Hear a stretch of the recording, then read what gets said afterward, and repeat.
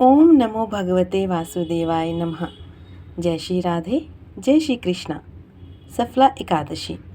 श्री युधिष्ठिर जी बोले, हे भगवान, पौष मास की कृष्ण पक्ष की एकादशी का क्या नाम है? इस दिन कौन से देवता की पूजा व उसकी विधि का क्या है, यह मुझे समझाइए। श्री कृष्ण भगवान जी बोले, हे राजन, मैं आपके प्रश्नों का उत्तर देता हूँ। दान देने वाले की अपेक्षा में व्रत करने वाले से अधिक प्रसन्न होता हूँ। अब आप इस एकादशी का व्रत का महात्म सुनो।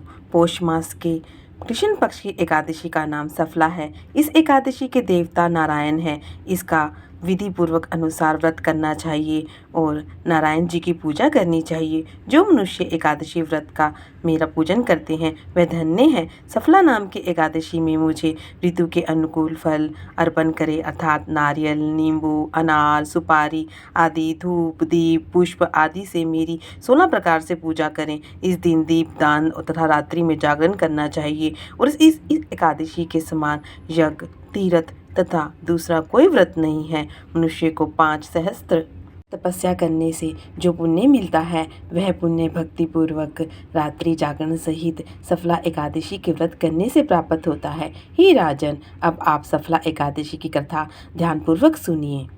चंपावती नगरी में एक महिष्मान राजा राज्य करता था। उसके 4 पुत्र थे। इन पुत्रों में सबसे बड़ा लुम्पक महापापी था और वह सदैव पर स्त्री गमन और वेश्याओं के यहाँ अपने पिता का धन नष्ट किया करता था।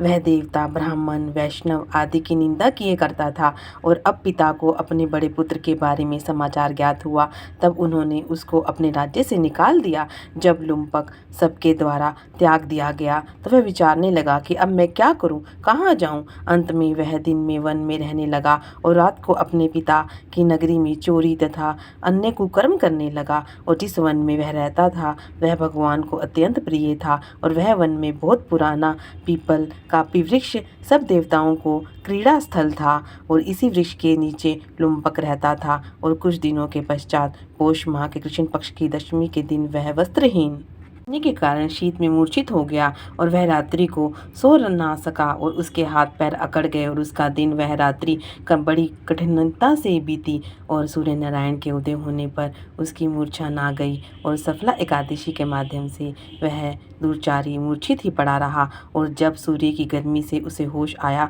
तो वह अपने स्थान से उठकर वन में भोजन की खोज करने चला गया और उस दिन वह जीवों को मारने में असमर्थ था। इसीलिए जमीन पर गिरे हुए फलों को लेकर पीपल के वृक्ष के नीचे आया और तब सूर्य भगवान अस्ताचल को प्रस्थान कर गए थे और तब वह पीपल की जड़ के पास फलों को रख कर कहने लगा कि हे भगवान, इन फलों से आपकी तृप्त हो।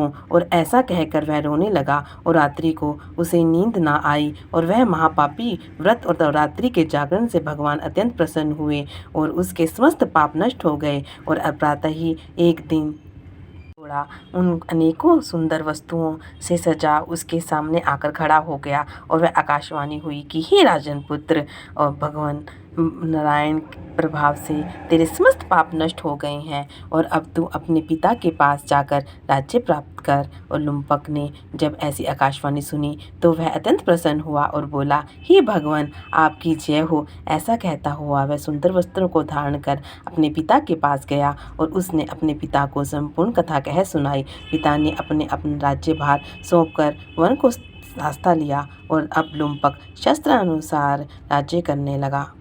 स्त्री पुत्र आदि भी परम भक्त बने भगवान जी के और वृद्धावस्था आने पर वह अपने पुत्र की गद्दी दे भगवान को भजन करने लगा और वन में चला गया और अंत में विष्णु लोक को गया। भक्तिपूर्वक जो मनुष्य सफला एकादशी का व्रत करते हैं वे अंत में मुक्ति को प्राप्त होते हैं। जो मनुष्य भक्तिपूर्वक सफला एकादशी का व्रत नहीं करते हैं वह पूंछ और सींग से रहित पशु तुल्य हैं। और सफला एकादशी के महात्म का पठन व श्रवण करने से ही अश्वमेघ यज्ञ का फल मिलता है। ओम नमो भगवते वासुदेवाय नमः। जय श्री कृष्णा, जय श्री राधे।